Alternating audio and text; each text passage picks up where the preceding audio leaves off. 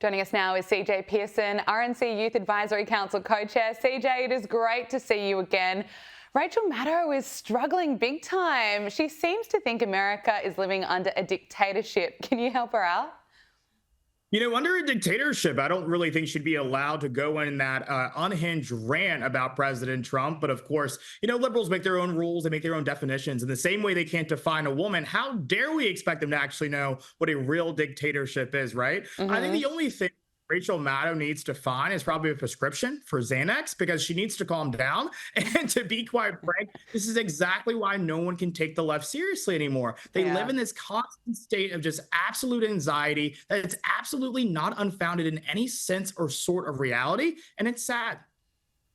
Well, the Howard Stern show on Sirius XM is set to be cancelled. Now, he was reportedly on a contract of $100 million over 5 years.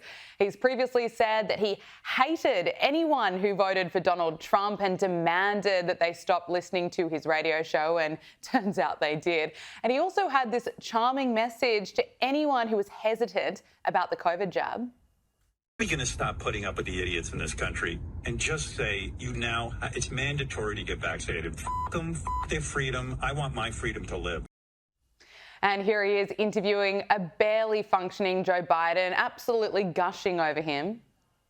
I know you'd be a good father to the country, and I want to thank you for providing a calming influence, an organized administration post-COVID, getting that vaccine out, getting NATO, getting us to feel comfortable, standing up to Putin.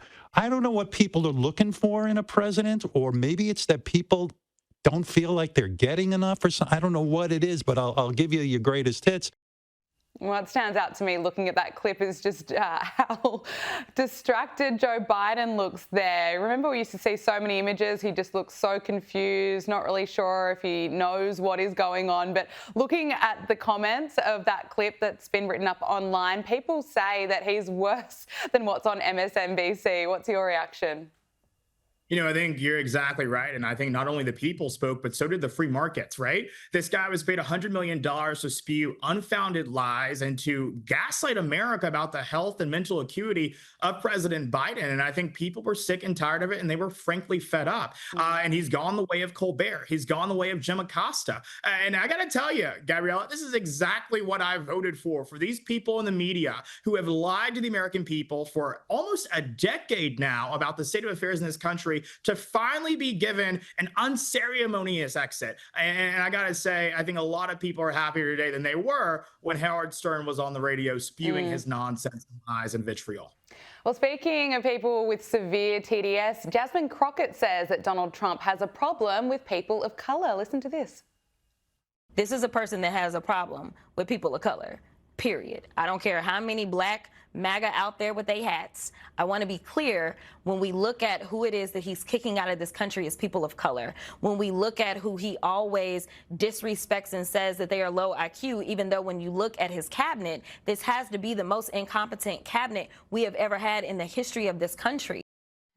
And I doubt she got a lot of pushback from CNN there.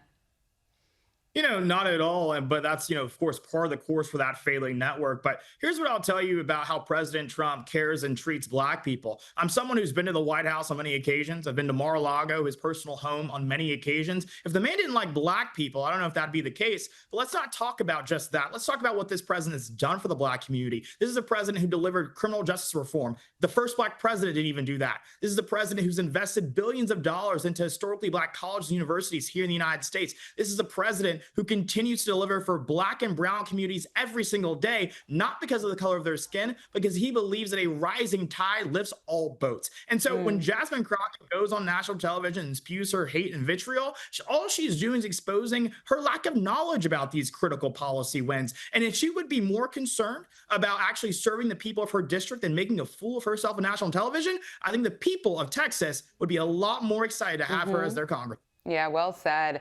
Now, Trump has announced that Apple is investing $600 billion in the United States, which is the largest investment that Apple has ever made in the US. The tech giant had already planned to invest $768 billion, so this takes its total investment to close to $100 billion. Now, this is going to create around 20,000 new jobs in America.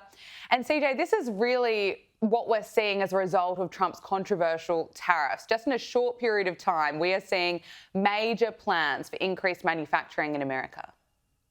Well, 4 words for you. Promises made, promises kept. This is a president who ran on the idea of returning American industry right back here at home. And this is a thing that's actually going to create incredible jobs for blue-collar Americans in the great state of Kentucky.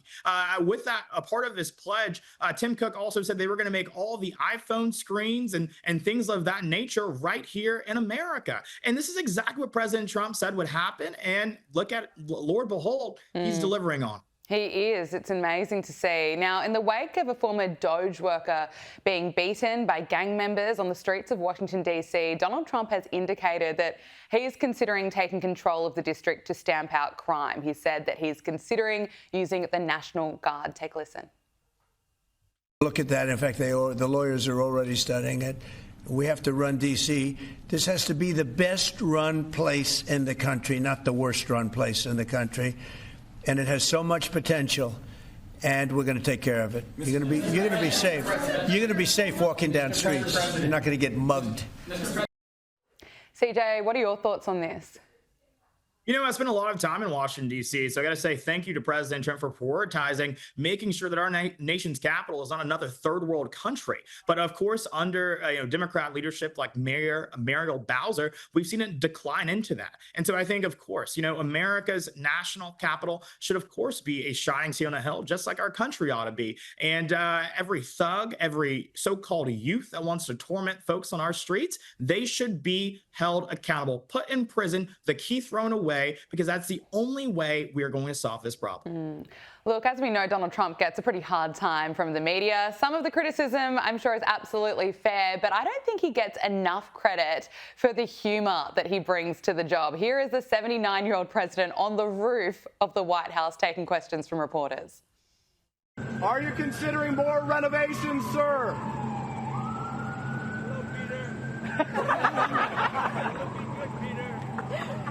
Are you going to build up? Aye, sir. There is no one else like him. We don't deserve him, to be quite frank with you, right? We went from a president who struggled to walk up the stairs to Air Force One to a president who's now taking questions from the roof of the White House just for fun. It's incredible to see, and it's a reminder of the fact that it is night and day in America right now. And to be quite frank, it's morning in America right now. I think for a long time, we didn't have this experience. And I think the American people welcome a president with the energy and the passion and zeal to deliver for the American people and to implement his America First agenda. For sure. Now, construction for a new ballroom inside the White House is set to begin in September. It's going to seat more than 600 people, and it means that they won't need to put up a tent when they host state dinners and other functions. But Chuck Schumer, well, he's against it. The White House announced construction of a $200 million White House ballroom that will begin in September. A $200 million ballroom. Where'd this money come from? Did Congress appropriate it? I don't think so. It's almost like Doge was never about waste at all. President Trump and other donors have generously committed to donating the funds necessary to build this approximately $200 million structure. That's right. The $200 million ballroom will be covered by Donald Trump and other donors. And Trump also doesn't get enough credit for donating his entire presidential salary. No, not at all. And, I would tell Chuck Schumer to put his money where his mouth is, but his money simply isn't as long as President Trump's. This is a president who is, if he wants to improve the White House, he has said long and has long held this fact that he will actually foot the bill himself. He's donated his presidential salary, as you noted, to the White House Historical Association. This is a man who absolutely just does as he says. And I understand that's rare in Washington, but it's not rare in Donald Trump's White House. Finally, I want to ask you about aliens. A bit left field, but Director of National Intelligence Tulsi Gabbard sat down with Miranda Devine on her podcast, Podforce One, and Tulsi was asked about aliens. Are they really out there? This is what she had to say. So, is there anything? We've had some declassification of some very strange videos that look like they are, unidentified flying objects. Is there anything in the files that you think you could find or you have found? Nothing that I'm prepared to talk about today. So watch this space. Say what? Watch this space. We are I'm just going to say this. We're continuing to look for the truth and share that truth with the American people. CJ, what did you make of this?